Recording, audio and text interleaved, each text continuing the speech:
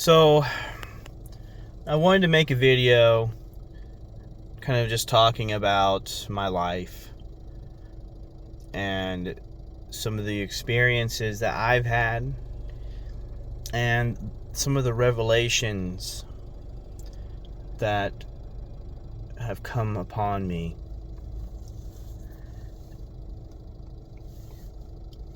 Some of which have been known for at least a couple years, or at least a year, and some of which have just surfaced recently.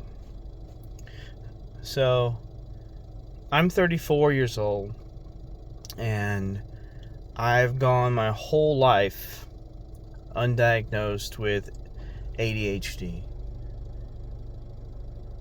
And the only reason I even started to try to put a name to what was happening to me is because my wife had the foresight, or she saw the patterns that were happening to me, and I would be going in these cycles where I would I get into some really deep hyper-focus sessions where I would find an interest of mine that I would just push towards, and then I get 80% of it done, and then boop, it just falls off.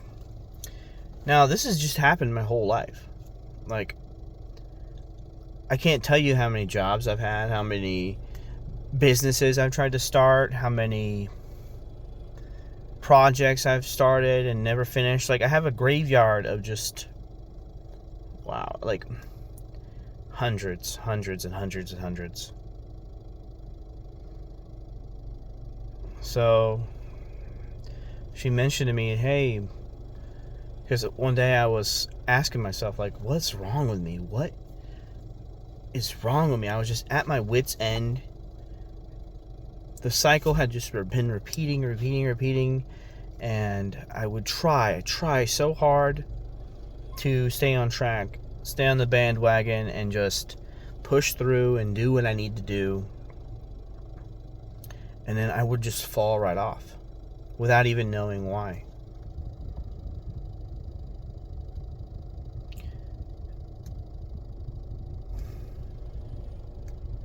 And it's been something I've had to deal with my whole life. And she noticed this, and we went and I got testing, seeing a psychiatrist, therapy, kind of stuff. And turns out, yes, I do have ADHD. And I started digging into it more and more, and I just noticed that everyone's stories of their experience with it, it's as if they were telling my story. It matched my life so well that I would exclaim out, like, wow, that is me. That's me. Like, holy fuck. And it's a strange feeling knowing that you've gone your whole life just thinking that something was wrong with you, when nothing was really wrong with you. Your brain was just wired differently. And it turns out that my parents, now, God bless their hearts, I know they did their best, but they were made aware of the symptoms because I had issues as a kid, right, with school. They were made aware that after some testing, which I kind of barely remember. I barely remember my childhood, by the way. That's another story.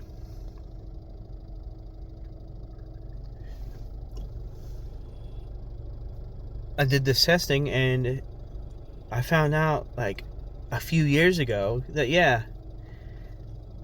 my those doctors or whoever did the testing, they told my parents that I had ADHD and they wanted to put me on medication and do some, like, treatment or whatever they wanted to do.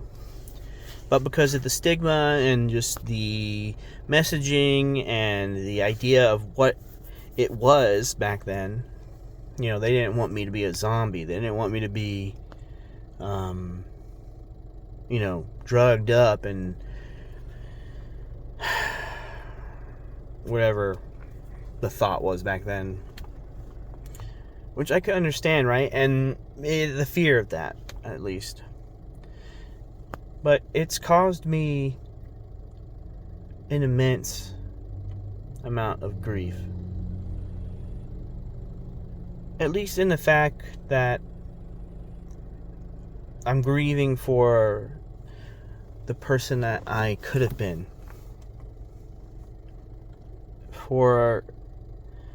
It's like if I had gotten the tools and the help and the medication I needed, like, where could I be right now? It could have saved me a whole lot of turmoil and pain if I had learned the habits and the skills that I needed to have, and just at least the knowledge, knowing that, hey, your brain is actually wired differently than, say, a neurotypical person's. And I kind of it's kind of weird. I'm still wrestling with the language and stuff too, because it seems that ADHD, autism, CPTSD, they're names that are useful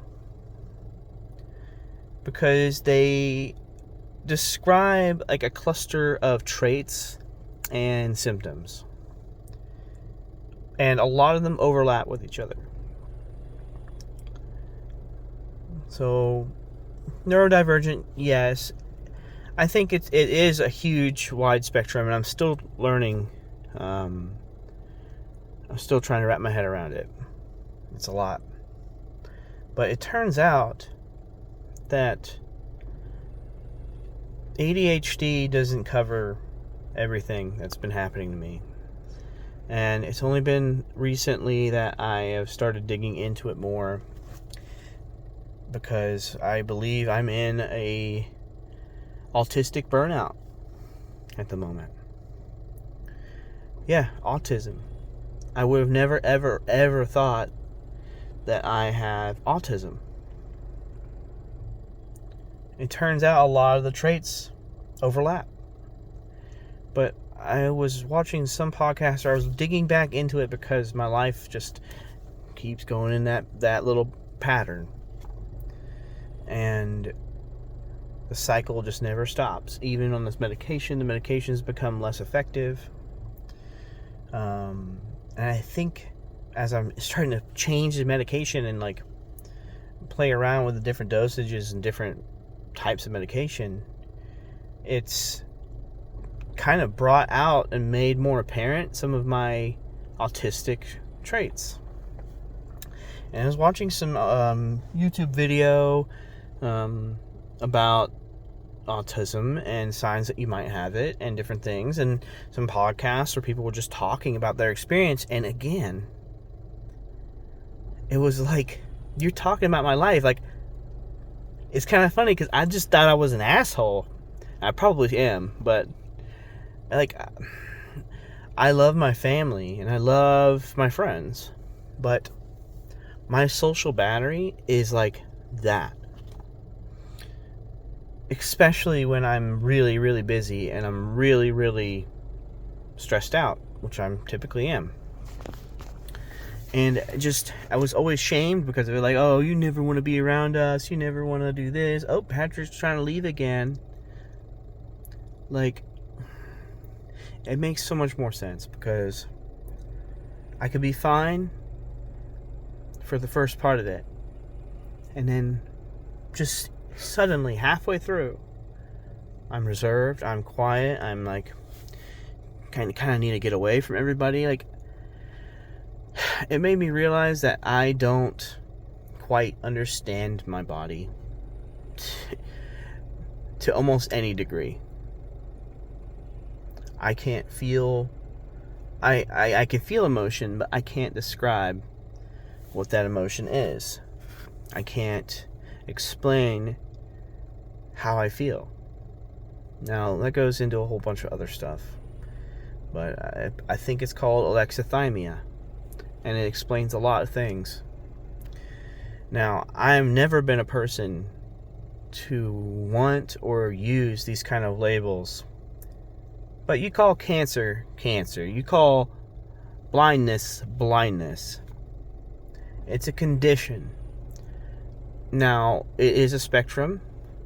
So it's not as black and white as... I mean, I'm sure there's different degrees of blindness or something, right?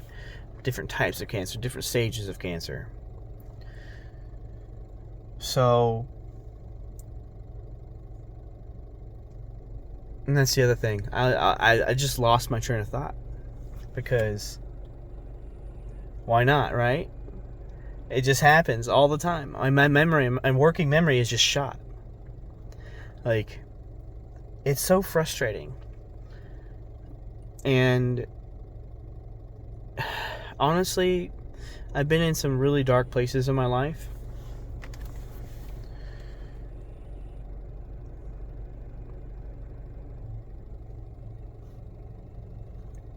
And I thought that maybe knowing what was wrong with me would make things easier.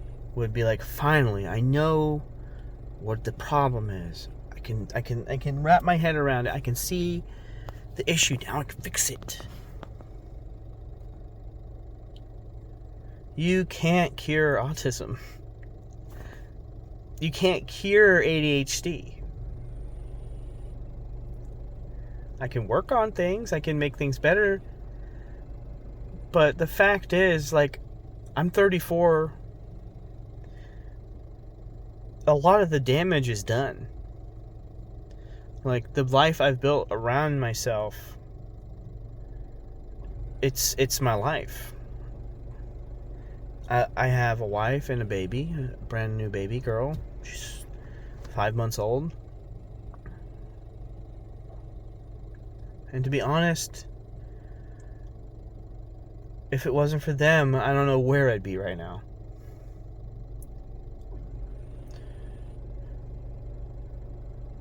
Like, I can understand why people with this condition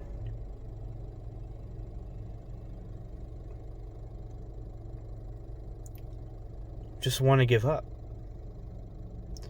It's hard. It's very, very hard. Just to exist, just to try and make it through my day at work. And I found out what masking is, and God, it explains so much about myself. I feel like an empty husk. Like a shell of a person.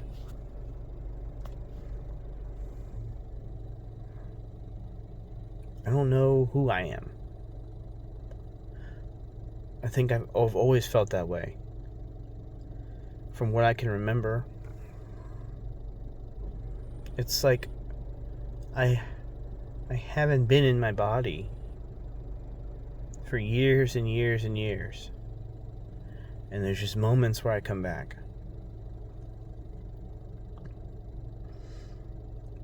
And I think that's the reason I'm trying to make this video. Is because I don't know who I am, what I want to be, how to live a life. It's like I'm starting over. I'm having to relearn, or finally learn, what makes me me, how my body works. Now that I'm cognizant that the way I was taught things isn't necessarily how I should do things. The path that others take isn't necessarily the path I should take. And it's never felt like the right path, ever. I've always wanted to be an entrepreneur. I've always wanted to pursue business, and I have these interests that I follow in the technology and different things. And I love my occupation right now. I love my position I'm in because it's the best job I've ever had. And I've been into some very fucking dark places, and I had some very bad jobs. And I've been in terrible, terrible situations. So I don't want to seem ungrateful that, I'm just ungrateful for where I'm at and what I do have. But I've always been driven and had a desire for something else. Something different. And the way that my life's unfolded has never felt right.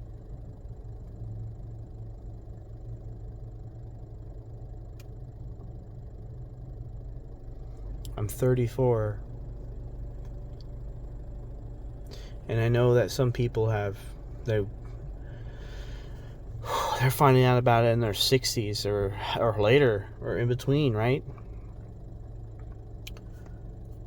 So I'm trying to hold on to hope that I can change.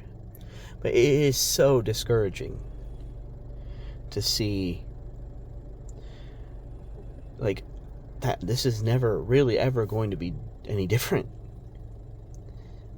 as far as how I physically work. It's like I'm not going to ever be normal.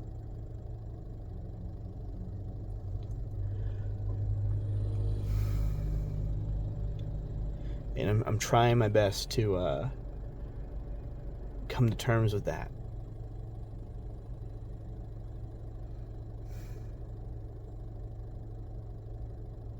My whole life I've been called lazy. I've been called stupid. It's either you're stupid or you're lazy, and I know you're not stupid. Potential. Oh, you've got so much potential, Patrick. If you just apply yourself. Oh, God, I wish I never thought of that.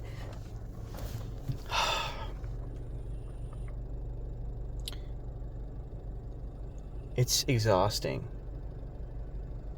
It's exhausting. It really is exhausting. And I know there's a lot of people out there who are struggling and who may or may not have some similarities to my story, which I feel like I'm doing a horrible job explaining.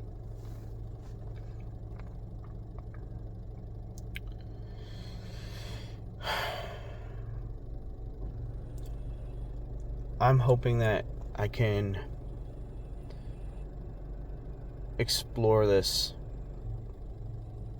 and continue to deepen my understanding of what's going on with me.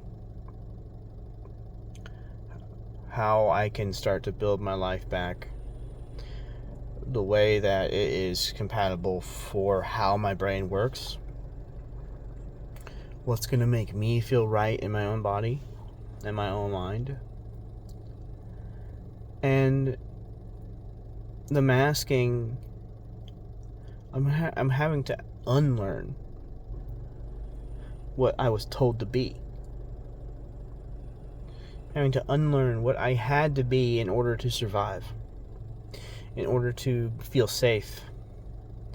In order to feel like I'm not being targeted and attacked and made fun of, picked on. I've always been that weird kid. That weird guy, and I never understood why.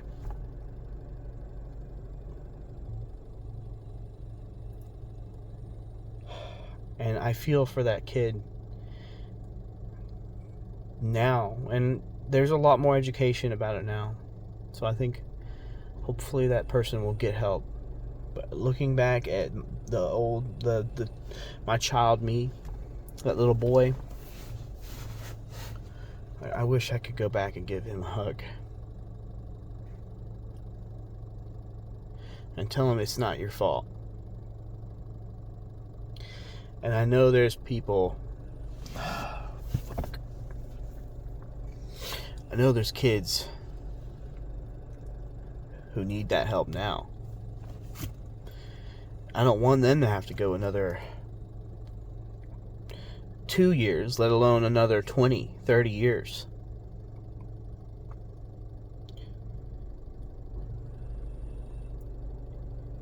If you have a suspicion that your kid is a little different, hyperactive, reserved, antisocial, like, keep an open mind. Have some compassion for your own children. Get them help as soon as you can. Don't wait. Don't dismiss what the doctors tell you.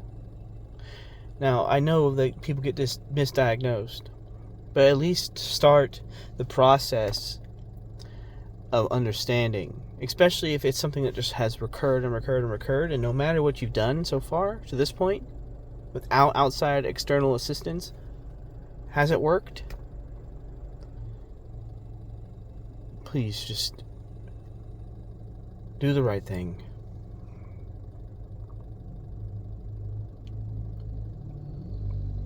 Because my life has been one big contradiction. I both can and can't. I can to the highest degree, and then I can't. And I have no control over it. And it feels like I'm passing the blame off, but I'm finally starting to understand what's happening. Like I said, I've never been one to hold to these labels, but it is a useful tool to understand the problem. I don't want to be a victim. I don't want this to define me. But at the same time, I can't just keep pretending that nothing's wrong and that I don't have struggles and I don't need help. Because there are things I can do, I know, that can help, but there are parts of me that are me, and that is never going to change.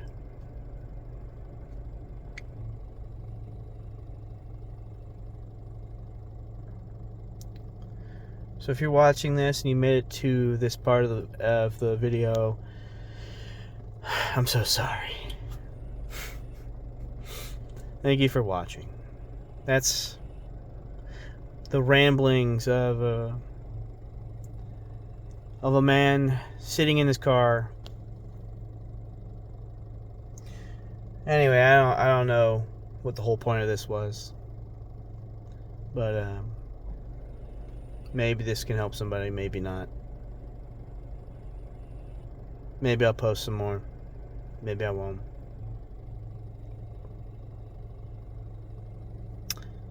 If you have any advice, any questions,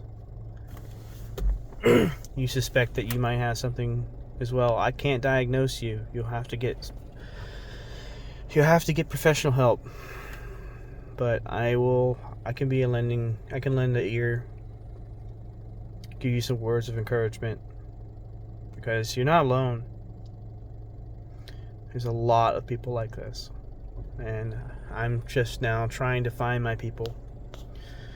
So anyway, yeah, that's it.